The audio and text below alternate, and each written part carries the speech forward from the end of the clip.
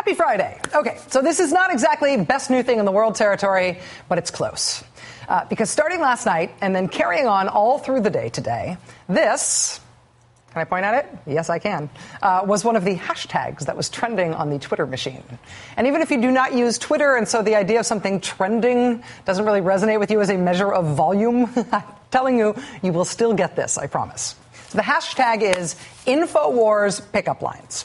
People are making up imaginary pickup lines for conspiracy theorists. The idea is that if you like InfoWars, which is a show hosted by a man named Alex Jones, if you like Glenn Beck and you like Alex Jones, who says we faked the moon landing, and that 9/11 was an elaborate hoax, and that it was secretly the White House that bombed the Boston Marathon. Michelle Obama was totally in on it. And also, there was no massacre at Sandy Hook Elementary School. All of those things were hoaxes. They were all faked by the government so we can be enslaved in FEMA concentration camps with the black helicopters and have our organs harvested for the aliens or whatever. If you are one of those folks, if you are a conspiracy theorist who believes in the Glenn Beck, Alex Jones view of the world, well, that doesn't mean you don't need love. And so, hashtag InfoWars pickup lines. What's your sign? Mine is trespassers shot on sight. InfoWars pickup lines. Girl, are you a secret government orbital mind control laser? Because I can't get you out of my head. Or this one. Have we met somewhere before? No, seriously. Who sent you? The whole thing started, I think, when someone outside the conspiracy theory world realized last night that within the conspiracy theory world, within specifically the conspiracy theory online Alex Jones world, there is a dating service called Dating Freedom Lovers. And so you can browse all the publicly available profiles at this dating site to find guys and gals who might think to advertise in their dating profile that they live just far enough outside the major cities to relocate easily with multiple safe routes to the less populated parts of the continent. Or that this woman says she experienced her political awakening in 2006 after a flu shot. It's a little different than most dating sites in that some folks identify themselves geographically in unfamiliar ways. This gentleman who in his picture is holding a big fluffy kitty, he says in his profile that he lives in FEMA Region 9. So you have to know where that is if you want to meet up with him. So it's a whole world out there, people. Life is a rich, paranoid tapestry for the conspiracy theorists among us. But the fact that they have a conspiracy theorists-only dating site organized as part of the online scene for this website and talk show, it is a reminder that there's money to be made here. Right? There is money to be made in feeding the ragged edge of America's long-standing conspiratorial mindset. If you can get enough people freaked out enough to believe that you are the only person who will tell them the truth, that is a captive audience that kind of needs you for everything. So, dating. If you're on the Glenn Beck side of the conspiracy theory empire, that means pants. Literally, Glenn Beck will sell you patented Glenn Beck freedom pants. Congressman Ron Paul, who has a lot of interesting things about him, but who has also always counted on the conspiracy theorists to be part of his base. Now that Ron Paul has left Congress and he's out of office, he's decided to go back into business with the conspiracy theory guys who used to do his overtly racist Ron Paul branded for-profit newsletter in the 1990s. He's kept those guys on board for his new institute that he's starting. And then naturally today, Ron Paul went on the Alex Jones radio show. Remember, the chief Alex Jones conspiracy theory right now is that the White House bombed the Boston Marathon.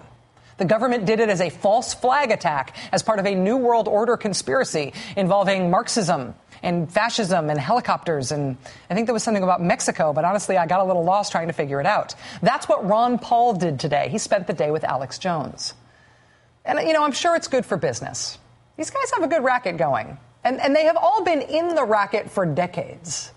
It's always the end of the world, but not quite yet. Subscribe for one more month, because then it'll be the end of the world. Only $19.95, and yes, you can pay in gold. But what do we do when it is not just the hilarity on the internet? When it is not just your personal sadness that your crazy uncle sends Glenn Beck part of his Social Security check every month because he's terrified? What do we do when this stuff gets so mainstreamed on the American right that it seeps out of the far edge of your AM radio dial at 3 in the morning? It seeps out of that lucrative fringe market and it leaks into, say, the U.S. Congress. Last week, 4 Republican members of Congress sent a letter to the Department of Homeland Security demanding that the Department of Homeland Security respond to the latest Glenn Beck, Alex Jones conspiracy theory, which is that the real Boston Marathon bomber was being protected by the White House, by Michelle Obama. The Republican chairman of the Homeland Security Committee in the House signed on to that letter. They moved on from that last week to now this week. The Republicans convened a whole congressional hearing, a House Committee on Government Oversight hearing on the right-wing conspiracy theory that the government is stockpiling ammunition to kill us all or something, or to at least buy all the bullets so that you can't get any, so that you can't stop them from killing us all. This is a longtime favorite cause of the InfoWars world, and now it's playing in Congress. The congressman you see on your screen right now is Republican Kerry Bentivolio of Michigan. You'll remember him as a reindeer herder. Last seen on this show, shirtless and kissing a stuffed reindeer. You may also remember his role playing a doctor in a movie about how 9/11 was an inside job. Now that same Kerry Bentivolio plays a Republican congressman in real life. I have a lot of people calling me up and saying that there's all these conspiracies and so forth and so forth. You probably heard them. Doomsday events, civil unrest, you're preparing for that. Do you have any operational plans in the event there's a major or civil unrest that you're going to arrest innocent civilians and put them in FEMA camps? Do you have any plans like that? No plans. The answer is clear. You have no plans whatsoever. None. Right. How about anything else like that? No plans at all. Congressman Bentivolio got the guy from Homeland Security on the record, admitting no plans to enslave the people of America yet.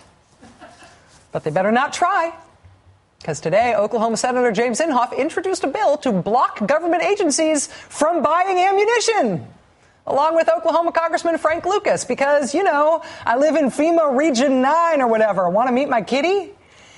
Conspiracy theories are not new. They are not even the exclusive provenance of the American right. There are left-wing conspiracy theories, too. But right now, anti-government conspiracy theories are anti-the Obama government. And that appears to be too convenient and too appealing for the supposedly mainstream right to leave unharvested.